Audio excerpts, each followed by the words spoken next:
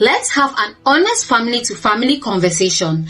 I need to know exactly where all those online commentators and over the educated internet defense lawyers who were so incredibly fast to jump on our timelines and defend the absolute arrogance of French President Emmanuel Macron. Cast your minds back just a few weeks ago to what transpired under the bright lights in Kenya.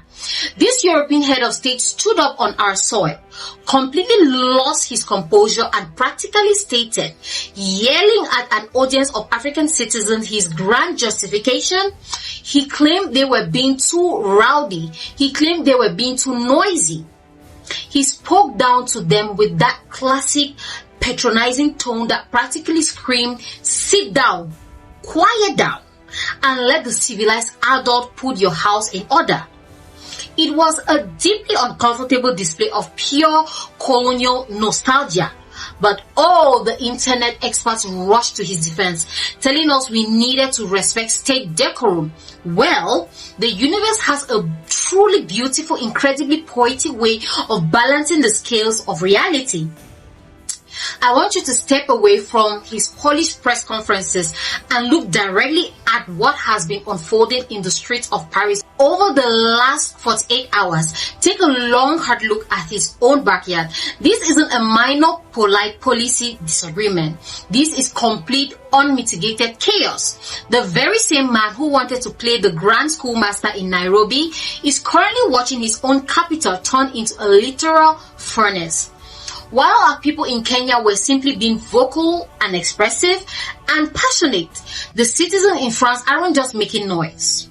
They are methodically dismantling everything they lay their eyes on. They are reducing luxury vehicles to charred metal frames. They are shattering pristine glass storefronts into absolute dust. They are setting historic government buildings on fire, turning the boulevards of Paris into a smoke-filled battle zone. And where is the great disciplinarian? Where is Emmanuel Macron to step to the podium and scream, "Hey, hey, hey," to his own electorate? Where is that fiery lecturing energy now? His elite security forces can't even maintain basic control over a single city block.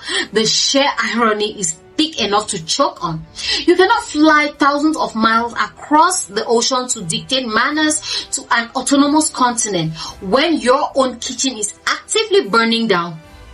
Welcome back to Power and Pulse. Pull up a chair, leave the corporate scripts at the door, and let's dismantle this spectacular, crumbling theater of the old empire. Let's apply some raw, unapologetic logic to this entire comedy show. It genuinely breaks my heart when I scroll through social media and see a small, loud group of our own brothers and sisters trying to validate these patronizing Western lectures. They say, "Oh, but the African crowd was being undisciplined in front of a foreign dignitary." Well, let us wake up from this deep psychological slumber, shall we? We have absolutely no idea how completely disconnected, disorganized, and violently rebellious his own citizens are towards his administration. The French Republic does not look at Macron with awe. They don't view him as a majestic symbol of state authority. They have flatly, totally vomited his entire governance structure. Let's look at the political reality. The man is effectively operating on borrowed time here, right? His own parliament has structurally rejected his vision. His approval ratings are resting in the absolute gutter. And the common man on the streets of Marseille and Paris does not give a single fraction of an inch about his directives. They respect his law so little that they are treating their own national infrastructure like a personal demolition derby. Yet, this is the exact individual who feels qualified to cross international borders and give lectures on domestic discipline to independent African republics. It is a level of gall that belongs in a fictional satire. It's the exact equivalent of a deadbeat neighbor who owns roof has completely caved in, whose plumbing is actively flooding the entire street, and whose kids have turned the front yard into a chaotic circus, walking over to your beautifully swept compound to tell you that your front door hinges are squeaking too loudly. You would laugh him off your property immediately, right? But when it comes to the global arena, our leaders are expected to lay out the red carpet, adjust their ties, and sit quietly while a failing corporate manager tries to project an aura of supreme competence that he doesn't possess at home. The domestic economy of France is facing severe structural stagnation. Their public debt is spiraling completely out of control, and their internal social cohesion is fractured beyond repairs. And for over half a century, the illusion of their European majesty was heavily subsidized by a highly predatory system of monetary control and forced mineral policies across West Africa. They relied entirely on virtually free imports of raw African uranium, gold, and agricultural wealth to power their domestic grids and maintain their global status. But now that the Alliance of Sahel States has permanently stood up, look the old empire in the face and reclaim their absolute native command over their own soil, the facade is crumbling. Without the unchecked exploitation of African resources to cushion their domestic budgets, their internal contradictions of the French state are exploding in broad daylight. Let's analyze the deep psychological double standards that the corporate media network consistently paints over. When African citizens gather in a room to passionately express their opinions, debate their future, or even make a little bit of healthy democratic noise during a forum of Western press, immediately labels it as unprofessional, chaotic, or unstable, if you may. They use that subtle biased language to send a message to the world that Africans are somehow fundamentally incapable of managing their public spaces without European supervision. But when French citizens literally touch their own cities, attack local precincts, and reduce their commercial districts to an apocalyptic wasteland, what does the mainstream media call it?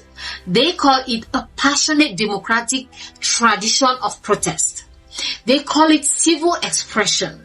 They frame it as a complex, sophisticated socio-economic debate. The hypocrisy is absolutely staggering. Macron's police forces are deploying heavy tear gas, armored vehicles, and tactical gear on their own brothers and sisters just to keep the state from completely imploding from within.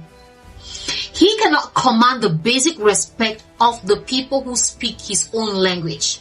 Yet, he imagines he can command the submissive silence of a continent that is actively undergoing a massive geopolitical awakening. Let's correct the narrative record right now. The youth of Africa are not rowdy because they lack discipline. They are loud because they are completely finished with the exhausted, patronizing scripts of the past. They are vocal because they see through the transparent theater of foreign leaders who show up on our soil, carrying empty promises in one hand and extractive contract in the other hand. The contrast between Nairobi and Paris is beautiful, undeniable signpost of modern history. In Africa, you see a continent of young, ambitious minds asserting their absolute collective will, pushing towards genuine self-governance and regional pride. In France, you see the chaotic, desperate friction of an old establishment that has run out of ideas, run out of money, and run out of external colonies to fleece. We must understand that this entire international dynamic is shifting past the point of return.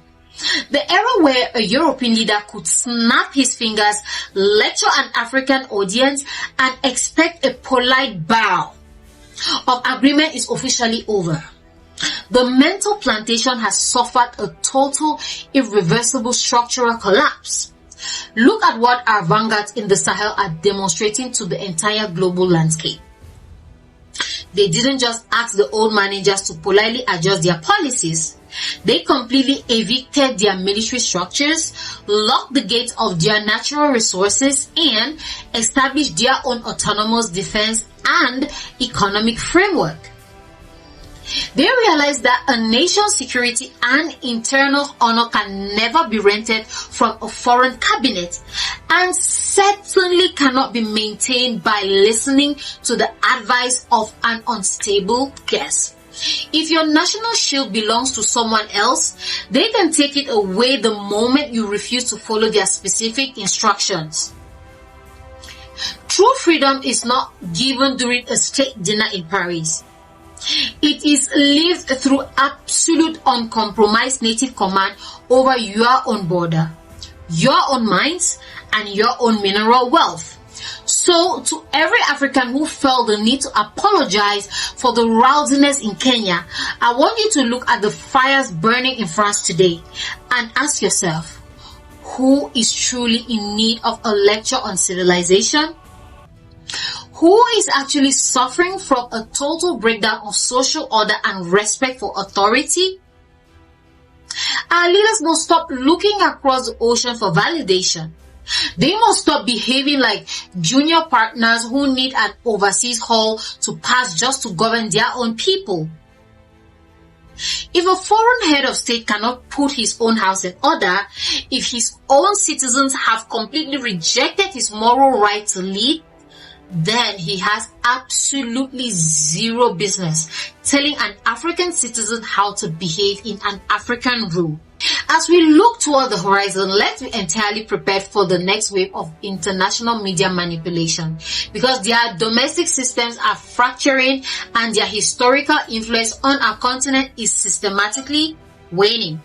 They will turn up the volume of their media apparatus to maximum capacity. They will try to tell you that Africa needs Western-style governance to survive, while their own capitals are literally melting under the weight of their own internal corruption. But they fail to comprehend that the consciousness of our continent has moved entirely too far. The families in Nairobi, the youth in Bamako, and the communities across the entire continent do not calculate their value based on a press release. We calculate our worth by our historical resilience, our cultural dignity, and our collective capacity to determine our own destiny without imperial oversight. The history of Africa is being rewritten in real time, not by foreign correspondents standing on a safe hotel balconies, but by the iron will of her people. The facade of Western superiority has been completely shattered by the reality on the ground. You cannot lecture the neighborhood on how to cultivate peace when your own mansion is actively turning into ashes. If you believe in an Africa that demands absolute uncompromised respect on the global stage, and you want to support independent, raw journalism that unmasks the crumbling theater of the old empire, then you need to anchor yourself to this channel right now. Hit that subscribe button, smash the like button with everything you've got. Drop your thoughts in the comments respectfully. Share this deep dive with every Pan-African patriot and every single brother and sister who needs to see the unmasked reality of global politics today. You are the absolute fuel and the beating heart beneath power and pulse. We are signing off for now, but remember, the truth is our ultimate shield. My name is Marie, and I will see you in the next one.